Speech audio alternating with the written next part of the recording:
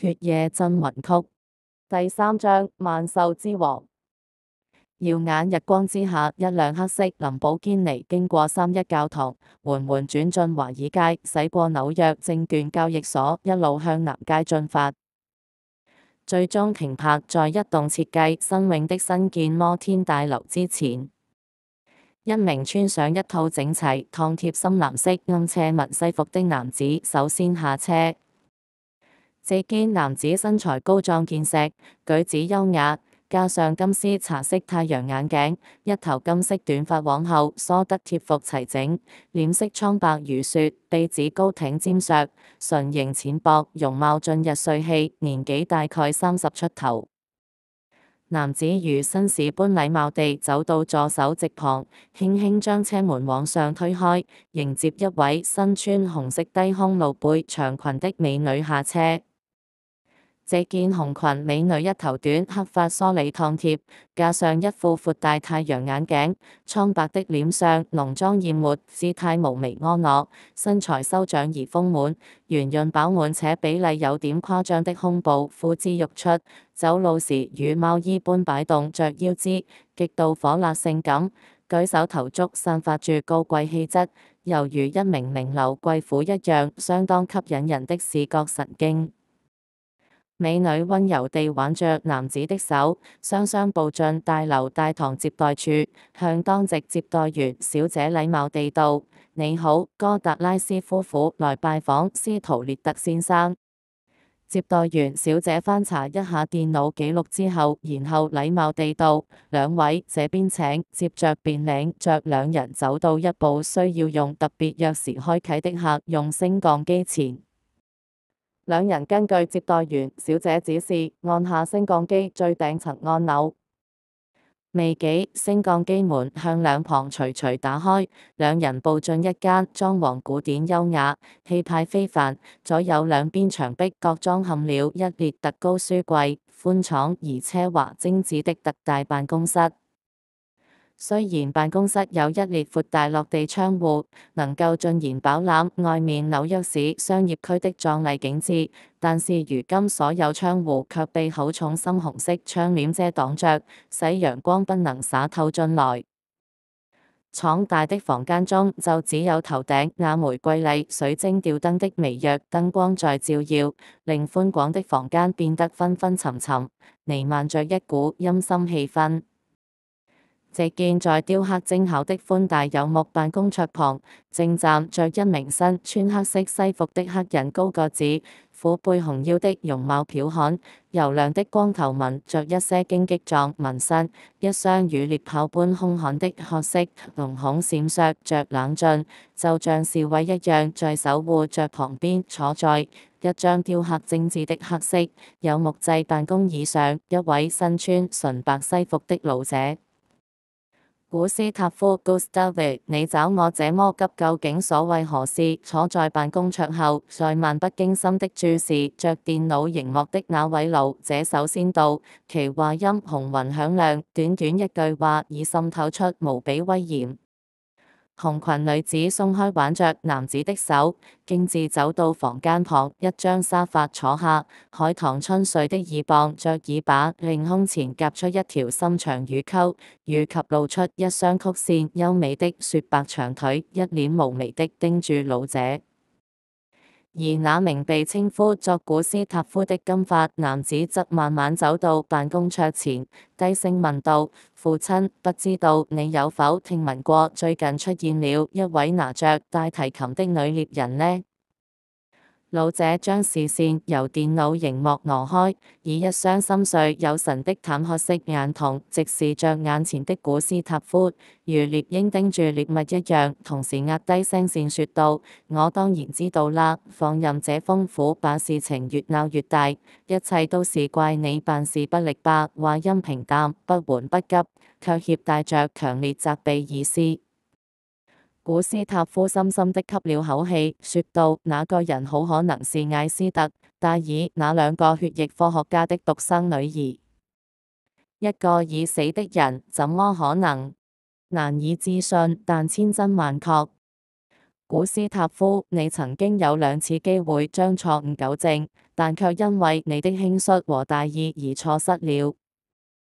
如今你卻想我幫你收拾殘局。老者輕掃一下自己一頭濃密白髮，揚一揚一雙形狀如刀人的銀白眼眉，一臉不屑地說道：但無論如何，任務都算成功，那兩個人都已經不存在了。古斯塔夫咽下一啖口水，理直氣壯地駁斥着。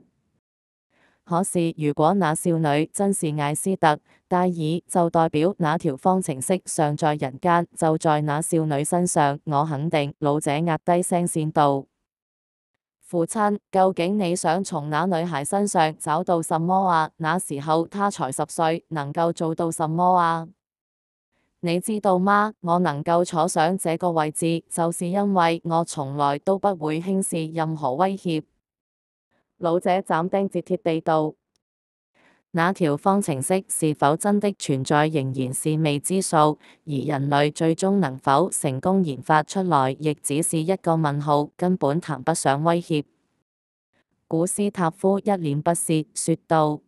老者聽罷，緩緩站起來，挺起胸膛，暗暗展示着一身橫練體格，一臉肅穆地低聲說道：到現在你還輕視事態的嚴重性。若果那種血漿成功問世，便是我族滅絕之時，你跟我都不能幸免，那麼你還要坐以待斃麼？父親，我們的工作其實做得很徹底，我肯定所有重要資料記錄已經完全於世上消失。況且若是他們真的能夠成功拆解那條方程式，那些血漿恐怕已經大量生產了。古斯塔夫理直氣壯地說道。老者並沒有回應，卻徑自緩緩走到書櫃旁的小酒吧，拿出一隻金屬製的高雅酒杯，然後取出一支承載着血紅色液體的酒瓶，將酒瓶內的東西傾注盛滿酒杯，然後慢慢地細膩品嚐着。陣陣血腥味由酒瓶和酒杯傳出來，令在場其餘3人精神都為之一振。由我知道那個研究計劃開始，它就如一個夢魘般纏繞着我的思緒，一直揮之不去，令我坐臥不寧，直到我完完全全地將這個噩夢終結，我才能夠獲得真正的安寧。老者邊擤着血酒邊喃喃地道：父親，你的擔憂恐怕是多餘的。那個女孩，我們不應該於2年前才動手，而應該於更早的時候，在殺死她父母時，就應該要斬草除根，將她一同剷除。因為相信你的一念仁慈，卻換來了現在的悔不當初，實在可恨。老者又再擤了口血，然後淡淡哀愁地道：不過，就算那女孩變成了吸血鬼獵人，也不會對我們有什麼影響吧？古斯塔夫笑吟吟地道，仿佛沒有將事情放在心上。但不能夠排除他會跟他的父母一樣，跟阿拉斯托爾 Alistair 合作，這將會十分麻煩。那麼我們找尋更多契約者，擴充兵力吧。只有增加自身戰鬥力，對下一場戰爭做好準備，才能夠應付最壞情況。古斯塔夫脱下太陽鏡，褐色雙眼閃爍自信精光，昂首挺胸地道：古斯塔夫，你終於露出狐狸尾巴了。老者回望古斯塔夫，眼神中充滿鄙夷，語帶嘲諷地道，然後將手中那杯鮮血一飲而盡。父親，你不懷念從前的輝煌盛世麼？不，我族曾經的確是相當繁盛，但同時亦隱藏了許多致命缺陷。那場戰爭差點令到我族步向滅絕，那段可怕的黑暗歷史，我現在還歷歷在目。我發過誓，在往後的時日裏，絕不要無限擴張、濫竽充數，只求繼續奉行精英制度。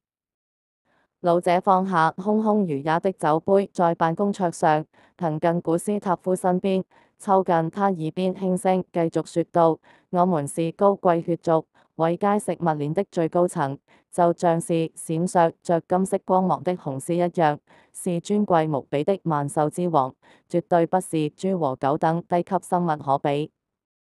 記住，人多未必好辦事，意見多爭執多權力鬥爭亦會緊接着來。我們最大的敵人從來都不是人類，而是我們自己本身，明白嗎？一切聽從你的。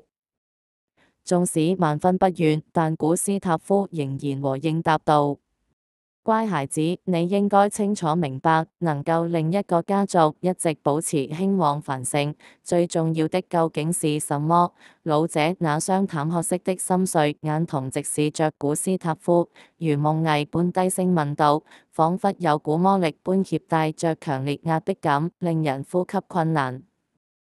古斯塔夫望望站在旁邊的黑人高個子，倒抽了一口涼氣，然後苦笑着道：是忠誠。錯，是絕對忠誠。老者呵斥道，聲音洪亮，話音充滿威嚴。我明白了，父親。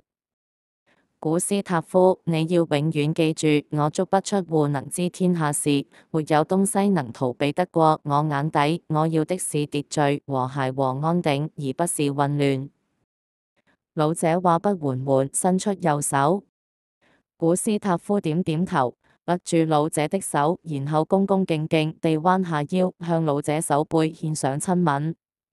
漆黑林寶堅尼跑車內，古斯塔夫愁眉不展地在默默駕駛着。那麼，最終都沒有定論吧？那位紅裙女子首先打破沉默，一臉狐媚地道：這個吃狗屎運的臭老頭，思想腐敗守舊，簡直無膽匪類。我們由他來統領真是悲哀。古斯塔夫冷道：但他大權在握，我們又能拿他怎樣呢？放心，他的時代快終結了。古斯塔夫托一托太陽眼鏡，自信地道：你要反你父親。紅裙女子道：莫伊拉 Mora， 我雖然身上流着他的血，但他根本不是我的父親。古斯塔夫面露不屑，拋下了這句話。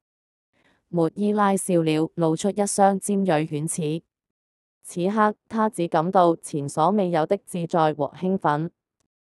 一雙褐色眼瞳在太陽眼鏡底下閃爍着異樣光彩，默默地期盼着即將要到來的暴風雨。此刻，在辦公大樓內，老者正從厚重窗簾縫隙緊盯住樓下熙來攘往街道的眾生相，在呆出神。主人，我們是否需要採取行動？黑人高個子站在老者身旁，低聲詢問道。如果那少女真的是艾斯特戴爾，就代表威脅仍然存在。幸好從他那拙劣行動來看，應該尚未跟阿拉斯托爾取得接觸，我們有必要先下手為強。老者望着窗外景致，喃喃地道：生或是死？黑人高個子直截了當地問道。他尚有利用價值，給我活捉吧！老者說話時簡明一要，充滿威嚴地下達命令，不存在着半點猶豫和踟蹰。遵命。同一個錯誤，我絕不容許發生第三次。老者冷道，淡褐色雙眼閃過一絲惋惜和殺意。主人，我明白了。第4章待續。